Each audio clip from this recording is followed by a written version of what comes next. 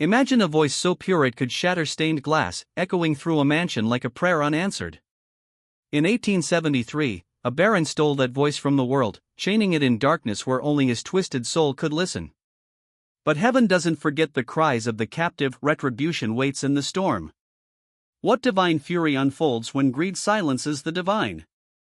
In the fading light of an autumn evening in 1873, the Hudson River Valley whispered secrets through its mist-shrouded hills, where ancient oaks stood like silent sentinels guarding forgotten sins. The township of Rincliffe, New York, nestled along the river's bend, was a place where the old world clung stubbornly to the new. Stone farmhouses from Dutch settlers dotted the landscape, their chimneys puffing wood smoke that carried the scent of apple cider and hearth fires. Church bells tolled from the steeple of the Dutch Reformed congregation, a call to prayer that echoed across fields golden with harvest.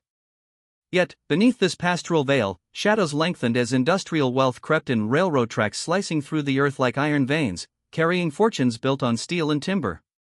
Grand estates rose along the bluffs, their turrets piercing the sky, symbols of ambition unchecked by humility.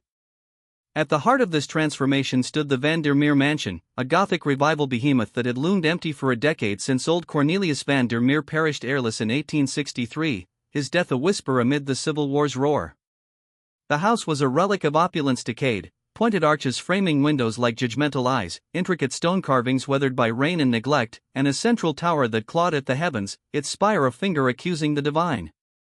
Ivy choked the walls, turning the facade into a living shroud, while inside, dust motes danced in shafts of light-piercing crack-stained glass, depicting biblical scenes of judgment, Adam's fall, Cain's mark, the flood's wrath, as if warning of hubris to come.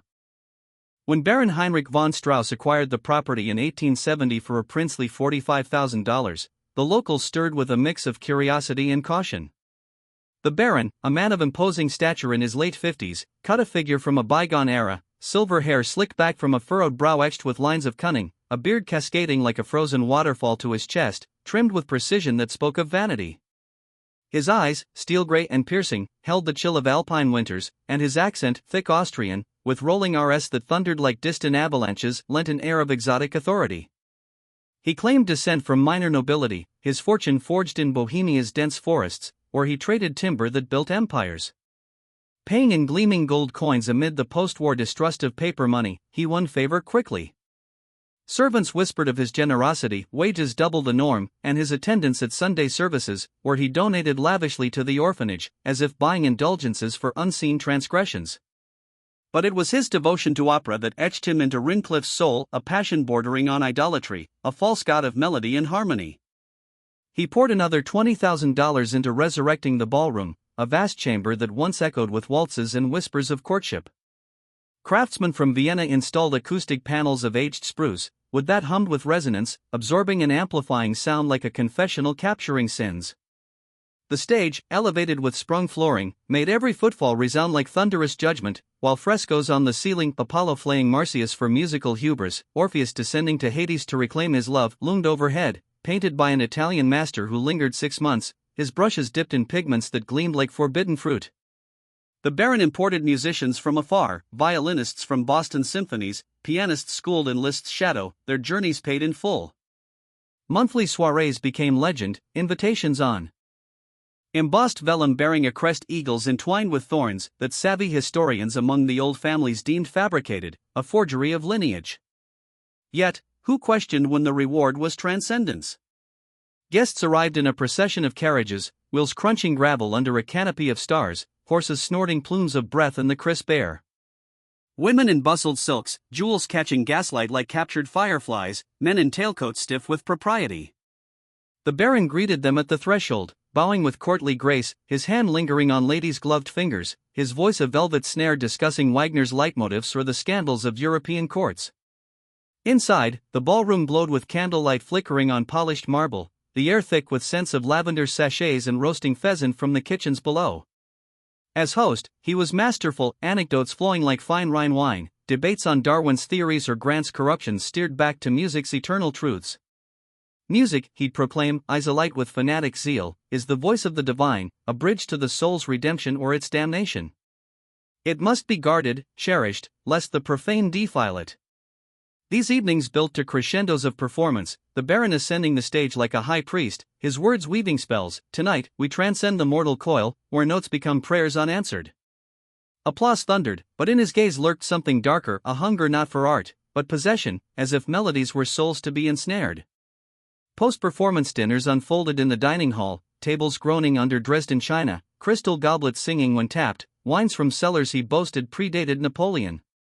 Conversations meandered through philosophy's labyrinths, Kant's imperatives, Nietzsche's whispers of will, yet always circled back to opera's pantheon.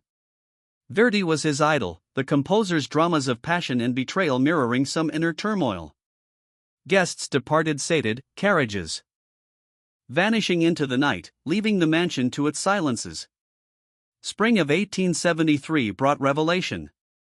The Baron, at a church social under blooming dogwoods, announced his discovery, Margarita Bellini, a soprano whose timbre rivaled heaven's choir. Daughter of a ruined Italian composer, post-unification woes had driven her across the Atlantic. He'd heard her in a shadowed New York cathedral, unspecified, details evasive, her voice piercing the gloom like a seraph's lament. Moved to patronage, he offered sanctuary, board, tutelage, in exchange for exclusivity. She shall bloom in seclusion, he declared, away from the stage's vulgar grind, where voices shatter like glass under greed's heel. It echoed historical precedents, Mozart's patrons, Medici's artists, but the isolation rang ominous, a cage gilded with benevolence. Locals nodded, after all, shyness-plagued prodigies, and intimate settings nurtured genius. The debut, May 15, 1873, transformed the ballroom into a theater of anticipation. 200 souls crammed in, air humming with whispers, perfumes clashing with beeswax and fresh-cut roses in crystal vases. Critics from Manhattan mingled with locals, gas lamps casting elongated shadows that danced like specters. When Margarita emerged, silence fell like a curtain. Barely 23, her raven hair coiled in Grecian elegance, accentuating a neck swan-like and vulnerable. Her gown, ivory silk unadorned, clung to a frame slender as a willow, skin luminous yet fragile, like porcelain veined with blue. But her eyes, deep pools of obsidian, held storms, sorrow's depths, defiance's spark, a gaze that pierced souls, evoking Eve's regret or Mary's pietà. She opened with Semper Libera from Verdi's La Traviata, a cascade of coloratura demanding freedom's cry. From the first note, ecstasy unfolded, her voice a river of molten gold, rich lows rumbling like thunder in Eden, highs piercing like angelic trumpets. Trills fluttered like trapped birds, runs ascending. Scales of redemption. But beyond technique lay alchemy, emotion raw as flayed skin. Violetta's plea for liberty became Margarita's confession, a soul bearing sins uncommitted, longing for escape from invisible bonds. Listeners wept, breaths held, as if witnessing stigmata. Comparisons to Patti or Nielsen paled, hers was authenticity forged in fire, a voice channeling divine wrath against earthly chains. Applause exploded, a tempest of brava, and stomping feet shaking chandeliers.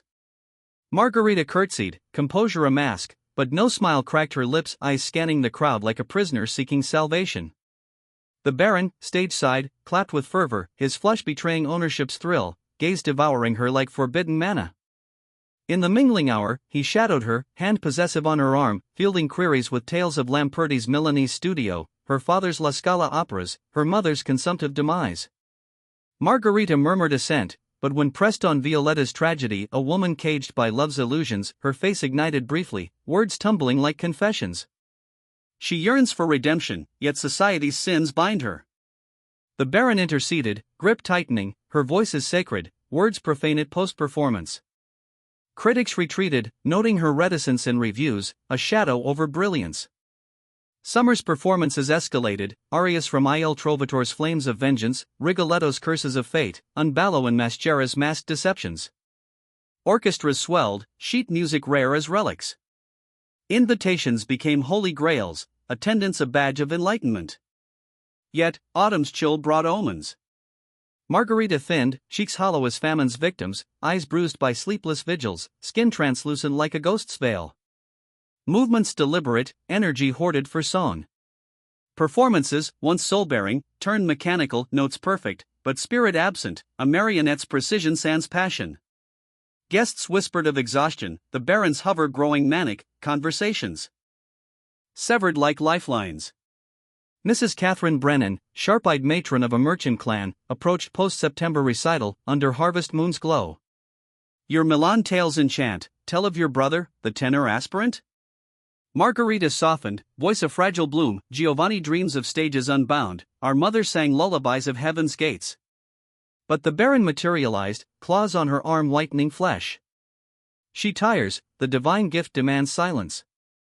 Mrs. Brennan glimpsed terror, a plea from abyss's edge, akin to battered wives' mute cries, souls damned by silence. October 12 marked the nadir. Program, Verdi's Laments, air taut as a noose. Margarita, spectral in white, swayed on stage, fragility incarnate. Early arias, rigolettos please, Illinois trovators anvils, flawless yet empty. Then Addio del Passato, Violetta's farewell to joy, death's embrace. Here, masks shattered, passion surged, voice cracking with despair, a dirge for lost innocence. Tears streamed among audience, sensing prophecy. But a high note faltered, a microfracture, pitch wavering like faith stout. Unnoticed by most, but the Baron seethed, face storm-clouded, fists balled, eyes blazing infernal judgment, betrayal's venom mixed with covetous rage. As carriages departed, echoes carried discord, Baron's bellows thundering damnations, Margarita's sobs pleading mercy, words lost to wind but tone biblical, Pharaoh's wrath on Moses' kin. Next dawn, housekeeper Greta Hoffman, a Teutonic sentinel of secrets, commissioned dresses from widow Sarah Whitlock, loose, fastening-free, for extended indoor wear. Measurements skeletal, waist to child's girth, hinting starvation's toll. Payment doubled, questions silenced. Thereafter, silence entombed the estate. No soirees, no melodies spilling into night. Inquiries met deflection, Miss Bellini ails, rest mends the voice. The Baron vanished from society, church pews. Empty, donations ceased. Servants, once chatty, scurried townward, eyes averted, lips sealed as tombs. Yet, whispers persisted, of muffled songs at midnight, ethereal arias seeping through stone like ghosts' wails. Locals crossed themselves, sensing divine imbalance, a voice meant for cathedrals, chained in mortal greed, inviting heaven's thunder. This hush endured 3 years, a purgatory of suspicion. The mansion's tower loomed darker, windows curtained against prying eyes, grounds overgrown with thorns like Eden's barriers postfall. Villagers spoke in hushed tones of biblical parallels, Herod's jealousy slaying innocence, David's covetous gaze on Bathsheba, sin's birthing divine retribution. The Baron's obsession mirrored Lucifer's pride, stealing light for self, dooming to darkness. Margarita's voice, a gift from God, became symbol of grace profaned, her suffering a mirror to humanity's fallibility. In this void, spiritual undercurrents swirled. The Presbyterian faithful pondered psalms of deliverance, the Lord hears the cry of the oppressed. Rumors twisted, perhaps she was no mortal, but an angel ensnared, her songs pleased to the throne. Others saw psychological depths, the Baron's soul fractured by war's ghosts, seeking control in melody's cage. Historical echoes resounded, European nobles seraglios, artists bound by patronage's chains, Verdi himself composing under censorship's yoke. Yet, engagement waned not, suspense built like storm clouds. What festered behind walls? Empathy bloomed for Margarita, dread for the Baron's unraveling. Curiosity gnawed, would justice dawn? The narrative tightened, sentences sharp as knives, pauses pregnant with unspoken horrors, flow rhythmic as heartbeat under duress. Winter 1876 unleashed fury, a blizzard howling like banshees, snow burying roads in white shrouds, winds rattling shutters like skeletal fingers.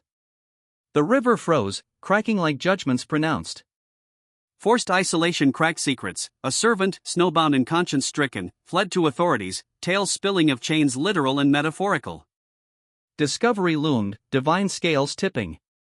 But before revelation, reflect, in this tale, music transcends, symbol of soul's yearning for redemption.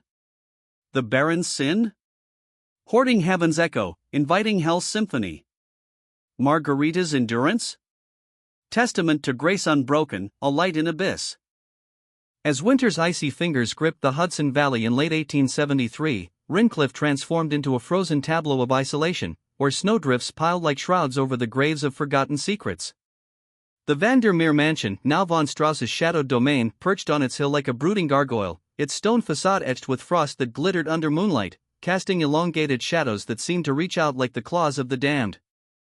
Chimneys exhaled thin plumes of smoke, carrying the faint, acrid scent of burning oak, while the river below groaned under thickening ice, cracking with sounds like distant gunfire warnings, perhaps, from the depths where drowned sins lay buried.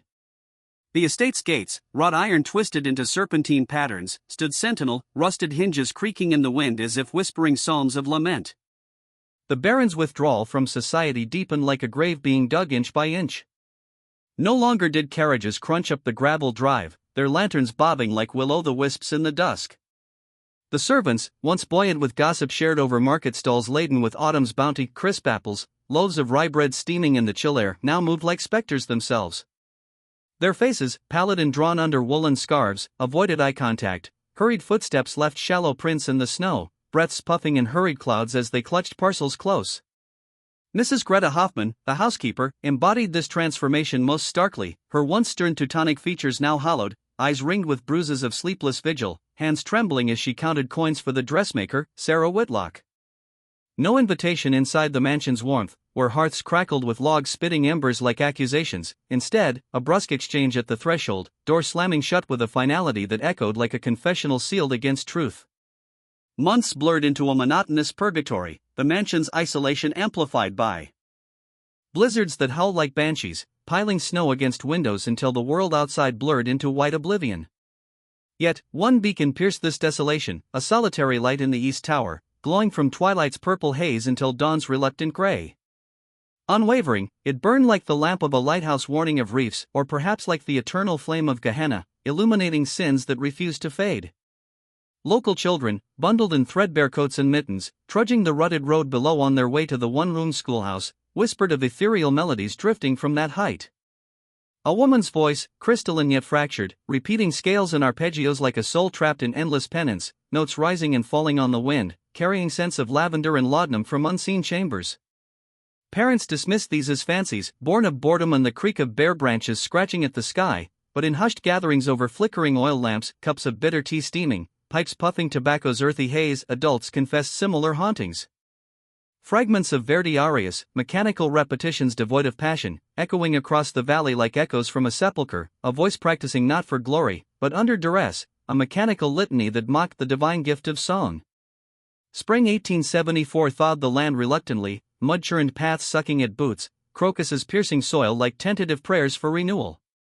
It was then that Emma Kowalski entered the baron's shadowed world, a 17-year-old daughter of Polish immigrants whose calloused hands bore the marks of railroad labor's toll. Her father, crippled by a derailment the prior year, twisted iron and splintered wood, claiming his leg in a scream of steam and blood, hobbled on crutches, his pride shattered like the tracks. Her mother, bent over washtubs redolent of lye and sweat, scrubbed linens for pennies, her back a map of aches.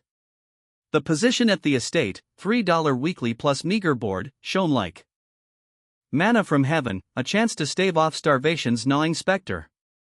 Mrs. Hoffman, during the interview in the kitchen's dim glow, copper pots hanging like nooses, air thick with the aroma of boiled cabbage, issued stern edicts, ground floor in servants' quarters only, the upper realms forbidden as the gates of Eden postfall.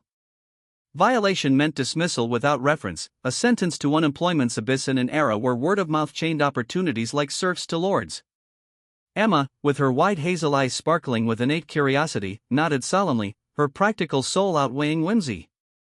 She plunged into toil, scrubbing flagstones until knees bruised, polishing silver that reflected her weary face like distorted mirrors of judgment, beating Persian rugs in the courtyard until dust clouds rose like incense from a profane altar. Exhaustion clawed at her muscles, but the wage packet, heavy with coins, fueled her endurance. Yet, anomalies gnawed at her peace.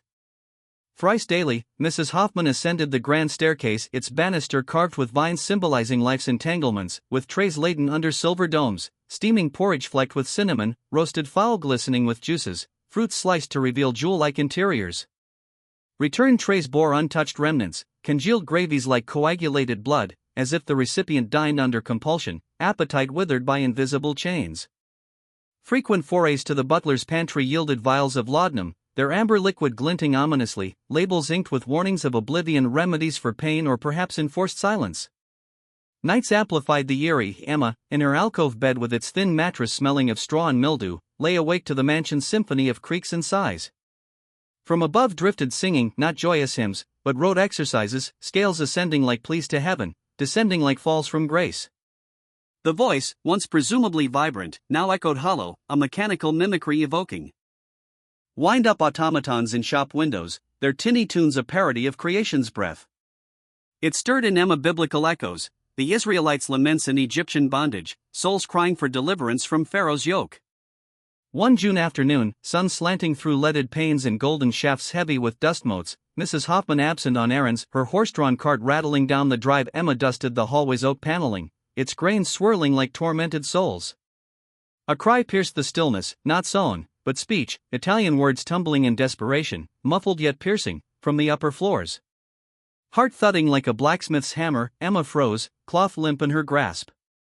The plea transcended tongue, a universal wail of the oppressed, evoking Mary's sorrow at the cross, a soul beseeching salvation. Compelled by conscience's divine spark, she ascended the staircase, treads muffled by crimson carpet worn threadbare, air growing thicker with dust and a cloying sweetness, perhaps opium's haze or decay's whisper. The corridor above loomed dim, velvet drapes filtering light into crimson gloom, shadows pooling like spilled ink. Following the voice's thread, she reached an oak door, carvings of mythical beasts, griffins and serpents, guarding its sanctity, brass lock gleaming new, unmarred by time. Ear pressed to wood, cool and unyielding, she discerned rapid Italian, tones laced with terror, pauses heavy with unspoken dread. "Hello? Are you well?" Emma whispered, knuckles rapping softly. Silence descended, thick as fog, broken only by a distant grandfather clock's inexorable tick, measuring out mortality's sands. Then, accented English, "Who is there? Please, help me, I am imprisoned. I cannot." Footfalls thundered behind, heavy and wrathful. Whirling, Emma faced the Baron at the stair's crest, chest heaving, eyes ablaze with infernal fury, grey orbs storming like tempests over hell's seas. His beard quivered, hands clenched into fists veined with rage, aura reeking of cologne masking deeper rot. "What trespass is this?" His whisper sliced like a blade, more terrifying than bellows, echoing Satan's subtle temptations in the garden. Stammering excuses, a noise, a shattered pane, mere aid, the words crumbled under his gaze, cold calculus weighing her fate like scales of divine justice tipped toward damnation. "Depart immediately," he commanded, voice a serpent's hiss. "Gather your paltry belongings and vanish. Speak of this, and your kin suffers. I wield influence, railroad magnates bow to my whims. Your father? Blacklisted. Your family? Starved in gutters." Tears blurring vision, body quaking as if in fever, Emma fled, snatching her sparse treasures, a faded dress, bone-handled brush, mother's Bible with its worn leather binding, pages thumbed in prayer. 2 miles she ran, lungs searing, legs leaden, collapsing into her mother's arms amid queries met with lies, the work unfit, nothing more. Fear sealed her lips, the Baron's power a Goliath against her David's frailty. Yet, guilt festered like a thorn in flesh, dreams haunted by that voice's echo, nights sweat-soaked, heart racing as if pursued by demons. Pallor claimed her cheeks, appetite fled, mother's fretful glances probing. After weeks of torment, she sought solace in Father Michael O'Brien's confessional at St. Patrick's, its wooden lattice screening sins, air incense-laden, candles flickering like hopeful souls.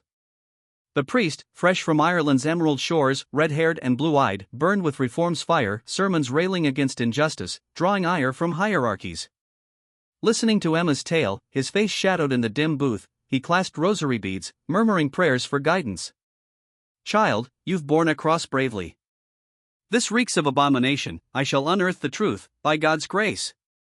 His probe began subtly, a visit under charity's guise, pamphlets in hand depicting the destitute, their eyes hollow as Emma's nightmares. Mrs. Hoffman barred entry, suspicion. Etching her features, voice clipped, the Baron donates privately, no solicitations. Pressing, he invoked Margarita's voice for a church concert, organ pipes thundering divine praise, acoustics lifting songs to heaven.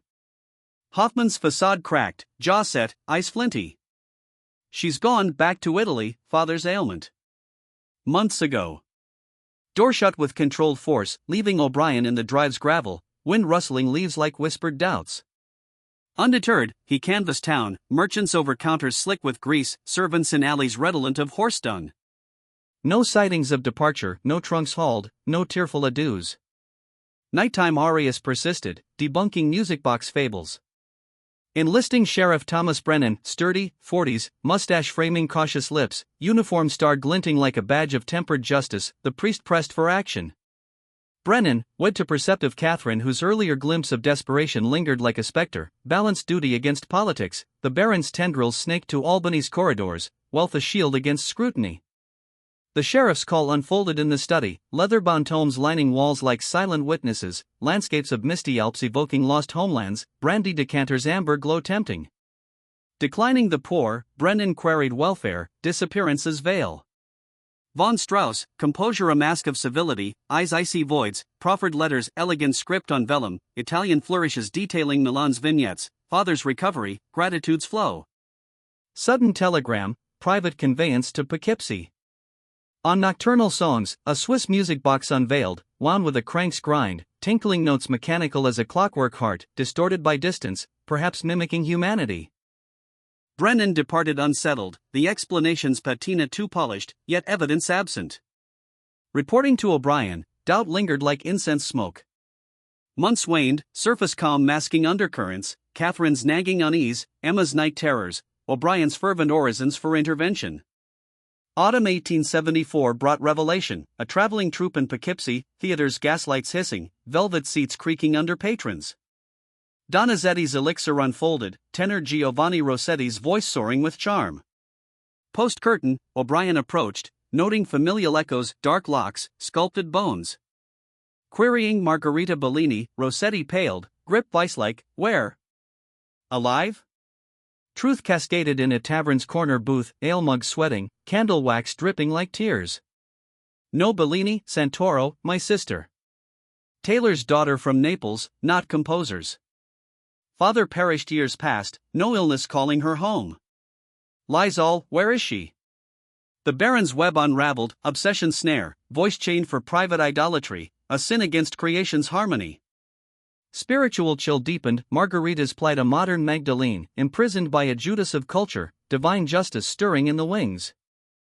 The revelation in that dimly lit Poughkeepsie tavern corner struck Father O'Brien like a thunderclap from Sinai. Giovanni Rossetti, tenor by trade, brother by blood, leaned forward, eyes burning with the fire of righteous fury, as candlelight carved deep shadows across his angular face. Margarita Santoro, not Bellini, daughter of a humble Neapolitan tailor whose nimble fingers once stitched silk for dukes and merchants, whose modest shop smelled of wool and lavender soap. No aristocratic lineage of composers, no grand operatic bloodline, just a girl whose voice had risen pure and unbidden from church pews and family hearths, a gift bestowed by heaven itself, not forged in academies of privilege. From childhood, she had sung psalms that hushed congregations, lullabies that soothed fevered brows, arias hummed while kneading dough or mending hems. Her parents, devout and desperate, had emptied their meager purse for lessons with a local maestro whose ear caught divinity in her timbre. When talent outgrew Naples' narrow streets, they sold heirlooms, grandmother's silver crucifix, father's cherished mandolin, to fund Milanese tutelage under a revered pedagogue whose methods blended rigor with reverence. Margarita ascended opera's ladder, small roles in provincial houses, then larger ones in Milan, critics praising her as a vessel of celestial sorrow, audiences weeping at her Gilda, her Violetta, her Lucia. La Scala beckoned, a contract whispered in shadowed corridors. Spring 1872, Baron Heinrich von Strauss, touring Italy's cultural shrines like a pilgrim seeking relics, attended Rigoletto in a modest theater. Margarita's Gilda, innocent, doomed, voice soaring in pleas for mercy, ignited obsession. Backstage, he presented himself, card embossed with that dubious crest, words dripping honeyed flattery, eyes devouring her like a miser counting stolen gold.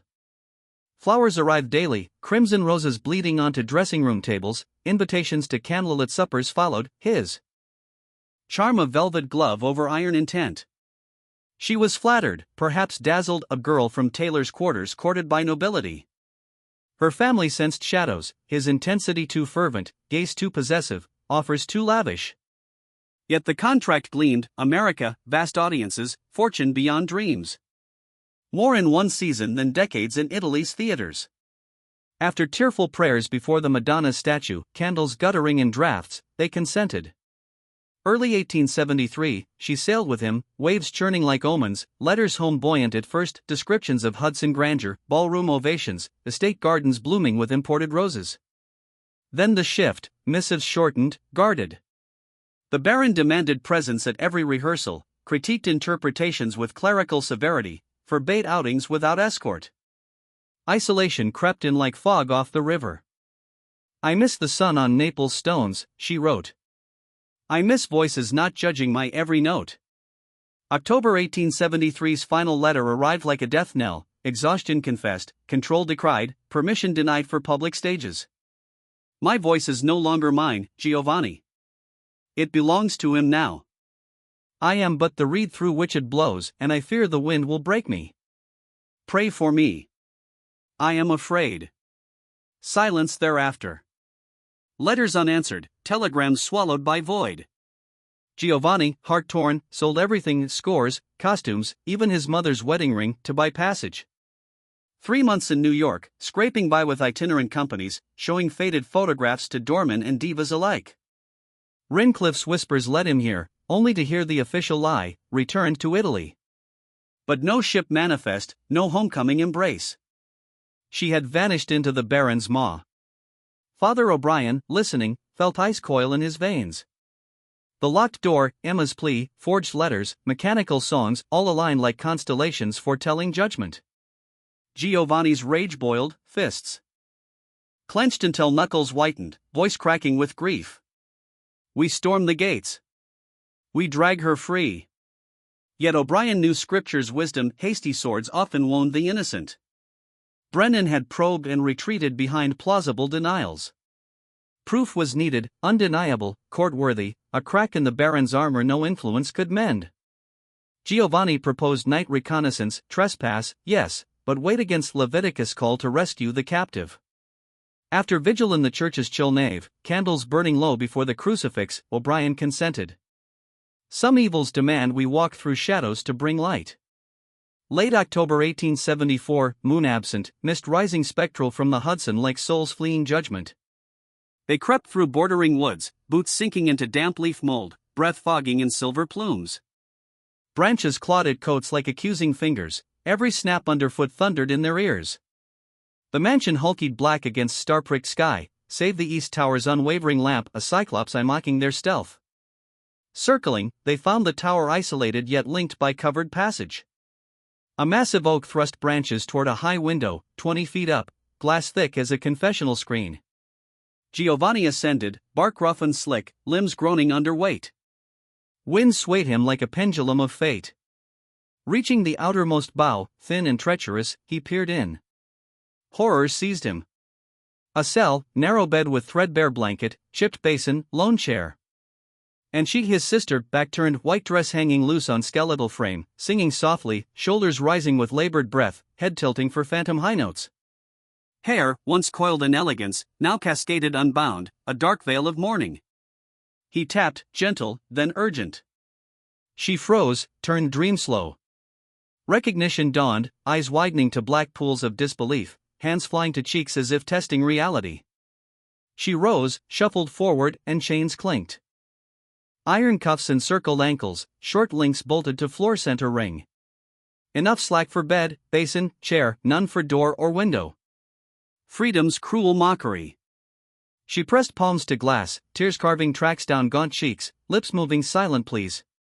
Thin, terribly thin, cheekbones blades beneath translucent skin, eyes enormous in hollow sockets, a living pieta. Giovanni mirrored her gesture, mouthing promises: help comes, hold fast. She shook head violently, pointed to door, mimed key turning, frantic warning: someone approaches. Footsteps ascended spiral stair, deliberate, heavy, doom's cadence. Terror flooded her face, hands waved him away, urgent, tears streaming unchecked. Giovanni retreated, branch swaying perilously, dropped to earth.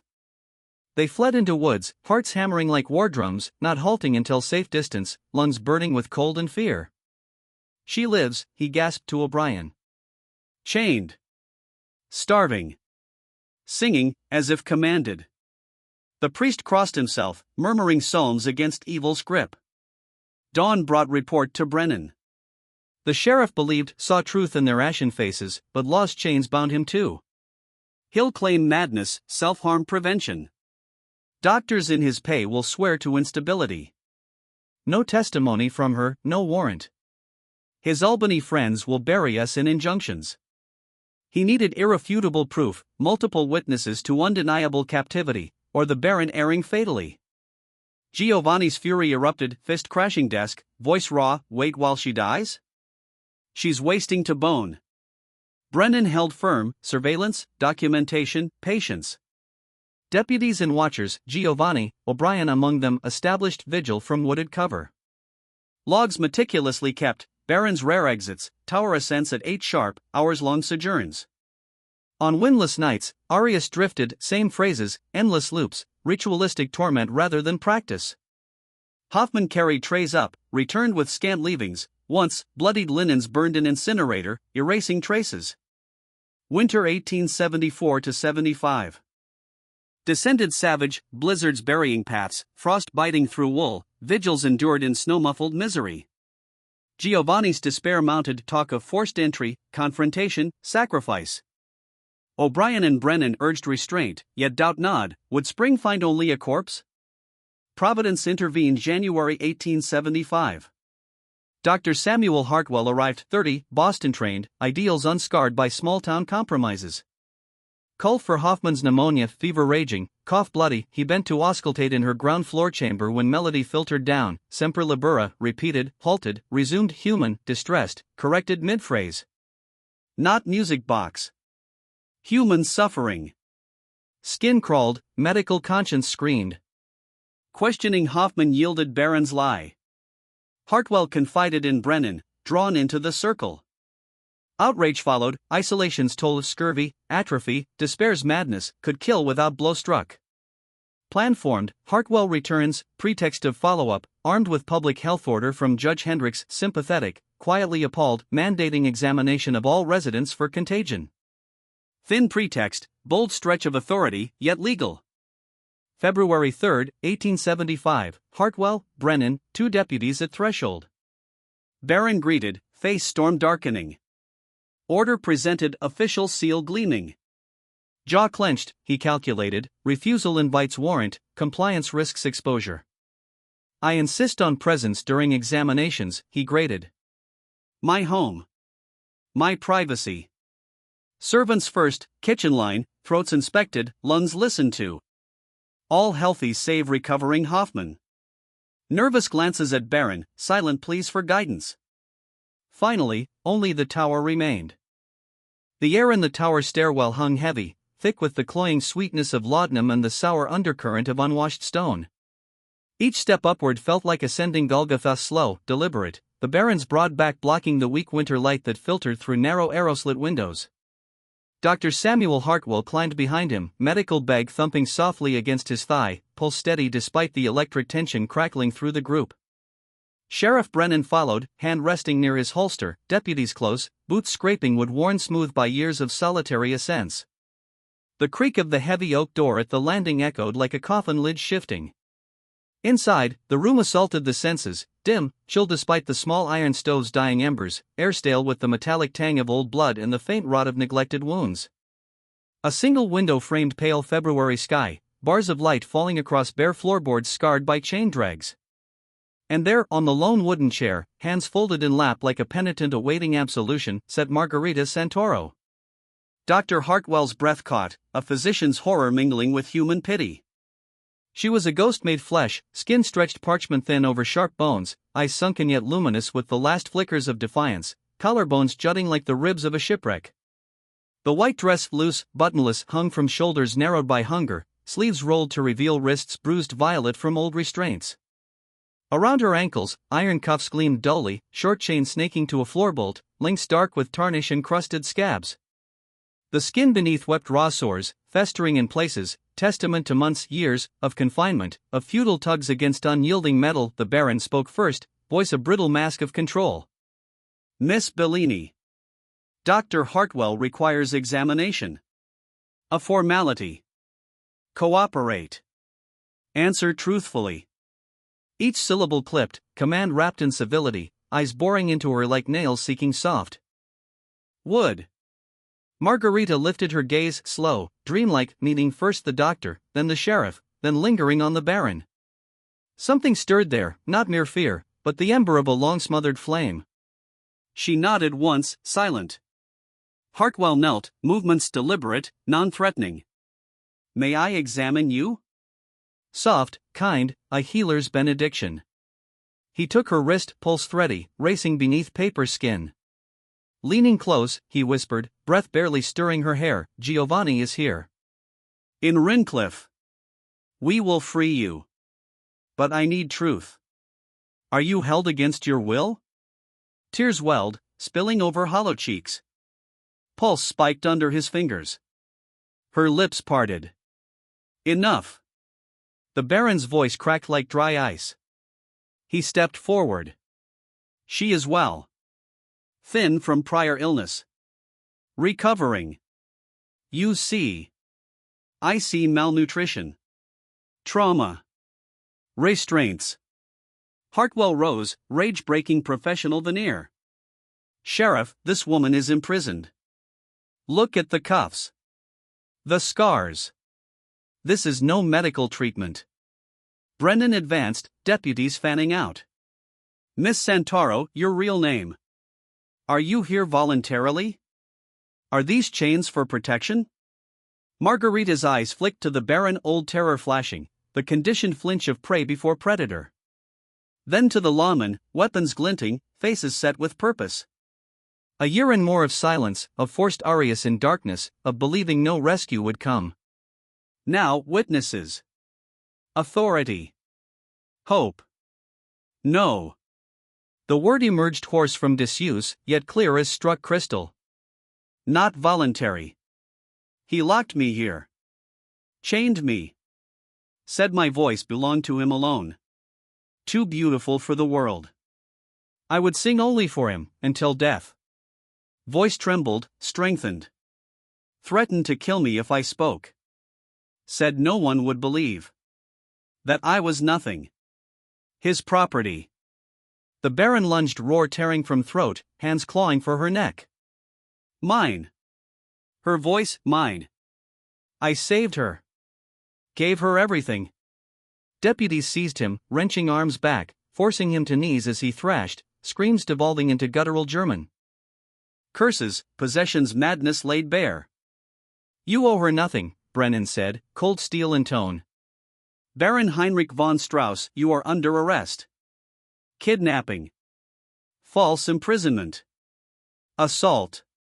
As deputies hauled him down, still ranting, voice echoing off stone like a damned soul's lament, Hartwell knelt again. The cuffs must come off. Gently. Tools from his bag, small picks, files. He worked with surgeon's precision, metal grinding, links parting.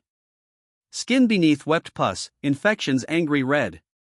He cleansed, bandaged, administered morphine against pain that had become her constant companion. Can you walk? He asked. A faint nod. He allowed circuits of the room. For vocal strength. Made me sing nightly. Hours. Same pieces. Mistakes, punished. She shuddered, words failing. You need say no more now. You're safe. They descended, slow, painful, chain no longer dragging but carried in Hartwell's gloved hands like a relic of evil. In the main hall, Mrs. Hoffman waited, face ashen, apron twisted in fists. Sight of Margarita free, supported between doctor and sheriff, shattered her composure. Tears cascaded. I am sorry, she choked, German accent thick with guilt.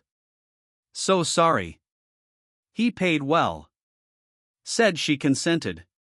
Said she would accept. I told myself, not my place. I knew. Deep down. Did nothing. Sobs racked her sturdy frame. Forgive me. You will answer in court, Brennan replied grimly. Accessory. Aiding abduction. Margarita was conveyed to Hartwell's modest office, with stove crackling, shelves lined with pharmacopoeia and anatomy tomes. There, full examination, severe malnutrition, dehydration, latent scurvy, psychological fractures deep as the ankle scars. Morphine eased immediate agony, broth and bread began the long reclamation of body. Giovanni arrived, summoned by runner bursting through the door, face haggard from vigil. Brother and sister collided in embrace, her frail arms clinging, his strong ones enfolding, Italian endearments mingling with sobs. I'm here. Sorella. Home awaits. No one harms you again. Witnesses later spoke of light returning to her eyes, faint color to cheeks, as if life itself flowed back through that touch. The Baron languished in Rincliffe's stone jail, small, damp cells smelling of mildew and despair. He refused food, muttered ceaselessly, her voice, mine, protecting it. New York counsel arrived, spinning defenses, mental instability, protective guardianship, consensual arrangement gone awry. But evidence mounted inexorable. Forged letters exposed, handwriting analyzed by expert, inconsistencies glaring, places unvisited, dates erroneous, phrasing alien to Margarita's warm, lyrical style. Emma Kowalski's testimony, desperate voice behind locked door. Giovanni's sighting, chained silhouette singing in torment. Hoffman's reluctant confession. Hartwell's medical report, starvation deliberate, trauma profound. Physical proof, the cuffs, bolted ring, scarred floor, spoke louder than any eloquence. Trial opened spring 1875, courtroom overflowing, New York reporters scribbling furiously, public imagination ablaze, beautiful soprano, aristocratic monster, tower of horrors, themes of possession echoing Faustian bargains. Testimony unfolded like stations of the cross. The Baron, once urbane, now hollow-eyed, beard unkempt, maintained delusion, he alone worthy, world profane, her voice sacred relic to hoard. Public soirees mere prelude, crack on high note in October 1873 ignited fury, punishment became permanence. Escape attempt early 1874, sheets knotted, half descended, prompted chains. Nightly recitals, corrections merciless, perfection demanded as if notes could atone for his sin. Hoffman, tear-streaked, admitted complicity, trace delivered, lies maintained, forges assisted, all for coin and willful blindness. Jury deliberated under 2 hours. Guilty, all counts. Sentence, 20 years Sing Sing, harsh for era, jury's revulsion palpable. Estate seized, proceeds to restitution. Hoffman, 3 years, mitigated by cooperation. Margarita lingered in Rincliffe months, Hartwell's care meticulous, nutrition rebuilt frame, poultices healed sores, quiet talks with O'Brien mended spirit. Giovanni stayed odd jobs, rented room above bakery smelling of fresh rye, constant sentinel. Song's return proved hardest. Voice, once joy, now chained to memory's dungeon. Weeks passed silent, attempts ended in nausea, trembling. O'Brien visited daily, gentle, the gift is yours. He stole time, not essence. Reclaim it. Let not evil triumph posthumously. June 1875, small church gathering, supporters only. Brennan and wife, Hartwell, Emma and kin, Judge Hendricks. She rose, white gown simple, ankles scarred but free. Ave Maria, tentative first notes quavered, breath shallow with fear. Then strength flowed, timbre deepened by sorrow, resilience forged in fire, grief's patina lending unearthly beauty. Tears glistened on every face, no applause, only reverent silence as final note lingered, pure, unchained. Autumn 1875, siblings sailed for Naples, waves gentler now, carrying them home. Margarita never trod professional stages again. Sang instead for loved ones in modest home fragrant with basil and sea air, for husband, teacher, gentle, loving her silence as much as song, for children whose lullabies she cradled. Lived quietly, happily, until 1923, peaceful passing in sleep, age 72. The Baron perished 1882, 7 years served wasting in cell, muttering ownership's delusion to end. No remorse. Estate sold, new owners raised East Tower. Yet old-timers swore, full moon nights, right wind, faint melody drifted, Verdi fragments, sorrowful, liberated, ghost of a voice finally free. This chronicle warns, admiration twisted to possession devours beauty. Power unchecked breeds monsters not of fawn, but of entitlement. Greed for what is divine invites judgment, swift, inexorable. Yet grace prevails, a voice silenced rises again, scarred but sovereign. Redemption not in forgetting suffering, but in singing through it. What shadows linger in your soul after this tale? Share below. If these depths moved you, subscribe, more shadows await.